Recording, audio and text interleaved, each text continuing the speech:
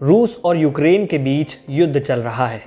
इन युद्ध वाले हालातों में कई छात्र ऐसे हैं जो यूक्रेन में फंसे हैं।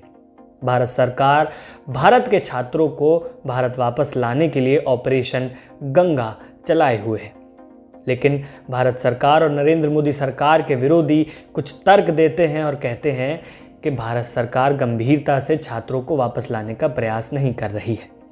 दरअसल यूक्रेन युद्ध में पहले भारतीय नागरिक के मारे जाने की पुष्टि हुई है।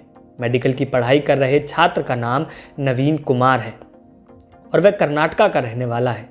विदेश मंत्रालय के प्रवक्ता अरिंदम बागची ने ट्वीट कर यूक्रेन के खरकीव में आज सुबह हुए भीषण हमले में एक भारतीय स्टूडेंट की मौत की पुष्टि की।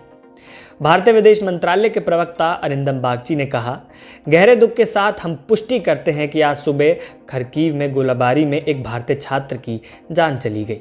मंत्रालय उनके परिवार से संपर्क में है। हम परिवार के प्रति अपनी गहरी संवेदना व्यक्त करते हैं। विदेश मंत्रालय ने एक बार फिर स्टूडेंट्स से खरकीव और कीव से निकलने की अपील की है।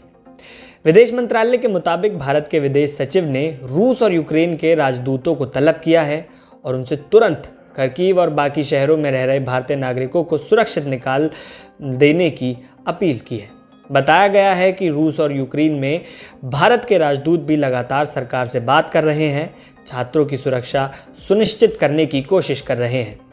नवीन कर्नाटका के मुख्यमंत्री बसवराज बोम्मई के गृह जिले हावेरी का रहने वाला है।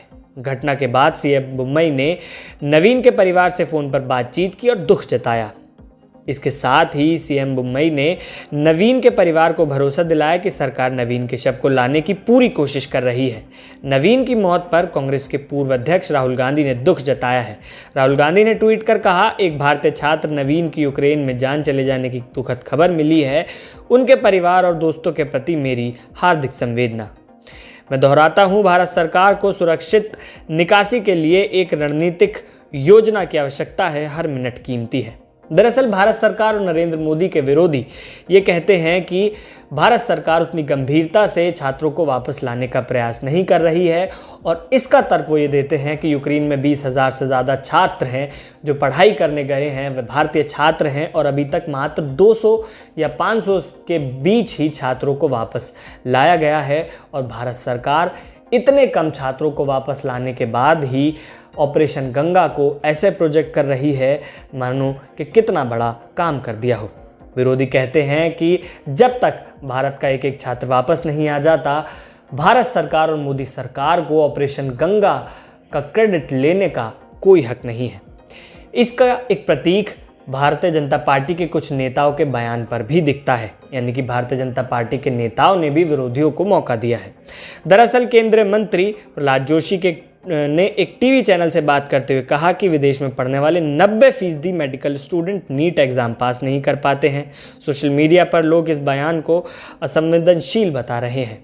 दरअसल विरोधी मंत्री जी के और भाजपा के विरोधी कह रहे हैं कि जब भी भाजपा सरकार फेल हो जाती है किसी काम को करने में तो वो इस तरीके से निशाना साधती है, चाहे किसानों को आंदोलन जीवी कहना हो, खालिस्तानी कहना हो या फिर भारतीय छात्र जो यूक्रेन में फंसे हुए हैं उनके लिए ये टिप्पणी करना हो।